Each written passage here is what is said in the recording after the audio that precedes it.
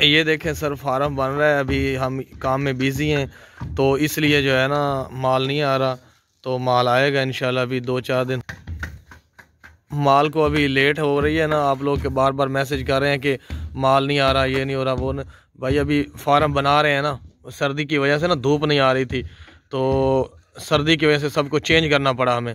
तो बना रहे हैं फार्म इंशाल्लाह। तो अभी जो है ना सर्दी की वजह से सबको चेंज करना पड़ा, इसलिए जो फार्म बन रहा है ना, तो फिर अब हम स्ट्रांगली तरीके से करेंगे और जो है ना पूरे फोकस के साथ, कोई दिन छुट्टी नहीं करेंगे, कोई नागा नहीं होगा, तो अच्छा काम करेंगे इंशाल्लाह। अभी फार्म ये देखें, इतना फार्म बन रहा है, बहुत ही अच्छा जो है ना सिस्टम बना रहे हैं। ये कमरे हैं बकरियों को बंद करने के लिए, रात को आपको दिखाते हैं।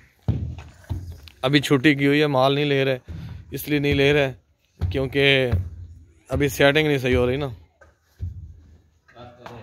ये देखिए दोनों कमरे पड़े हैं, ये बन रहा है सिस्टम अभी।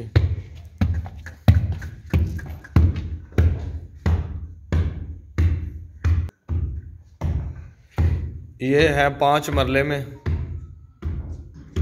ये बहुत ही ज़्यादा कीमती ज़मीन है यहाँ पे शहर में, इसलिए 5 मरले रखे, वरना ज़्यादा रख देते।